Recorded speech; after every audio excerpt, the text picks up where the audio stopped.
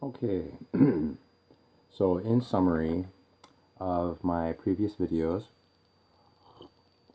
uh, I've got a lot of issues on my plate, and I know that it seems like a bit of a mess, but long story short, there are a lot of changes happening in Ontario. I will try to get to all of them eventually, but they are all somehow in some way affecting me. These changes that are in Ontario, and some of the Canadian ones do affect me too. I might get to those.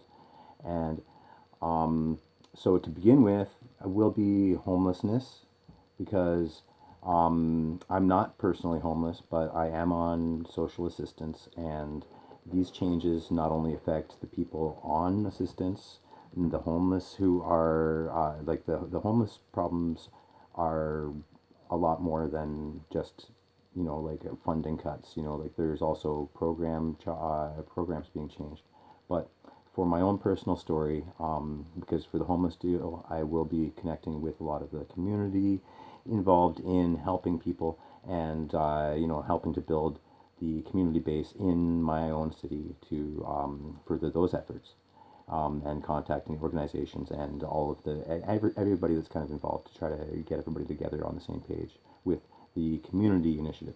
And sorry if I'm rambling. I've been told that this is why I need to do the kind of short summary, because I can get off topic.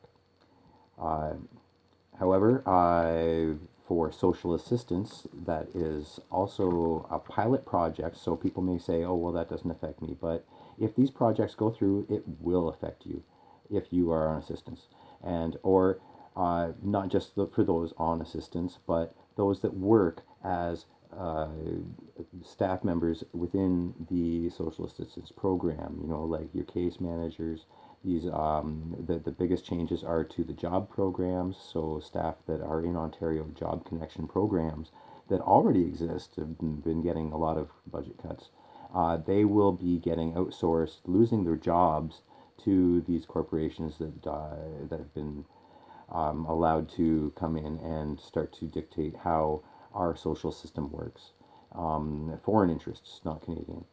Um, anyway, I have all of that kind of information I can post in the links, and really, I just kind of want to get out there that like these are the main concerns that I will be covering in the more recent videos, and I continue to cover various methods of finding information in that the social programs that are available, identifying those, how to get through them and stuff. As I go through the job finding program, I will catalog my progress. I've touched base with with staff members at their program and asked for a collaboration work between them and I to get kind of a video tutorial to put up on public media here on my channel or wherever we can get that out there. Um, so hopefully they get back to me and we can get some really like kind of in-depth, maybe interviews from them to explain the process and what these programs are. And not just the job finding program, but I'm also in the job finding effort. There's also a Canada Pardon Services program, and I will be attempting to go through that to clear up some of my old files that like I misdemeanors when I was just out of high school, and I think there's one code I can't really understand what it is. Maybe it's part of a juvenile record or something. I think I don't know. Anyway, I have to look into that because getting a job really is a lot easier without a criminal record. And for people out there with records that want to get that expunged, it's important to find out how, or even if you're not even sure if you're eligible, to find out if. So I will be going through talking to a lot of the different social programs directors and trying to get information that I can share in formats that people can view, and a short like this video, not those 15 whatever minute videos that trail on forever.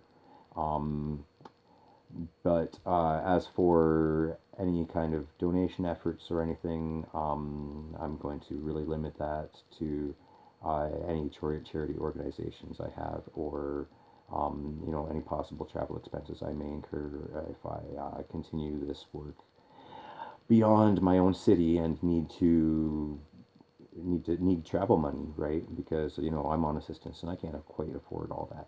But there's a lot more going on because this is a problem in Niagara region and not just my own city, and not just Niagara region. This is just the Hamilton Niagara region is just one of the areas affected in the three regions affected by these changes.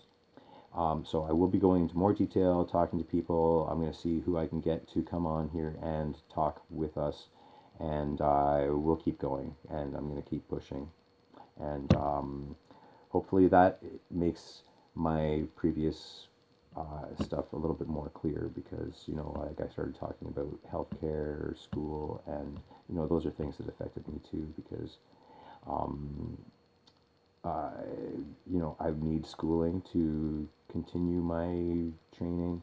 I need, um, everybody needs healthcare, and especially the homeless because there are a lot of mental issues that come with being in poverty, and I would like to address some of those in later videos. So that's why I brought them up.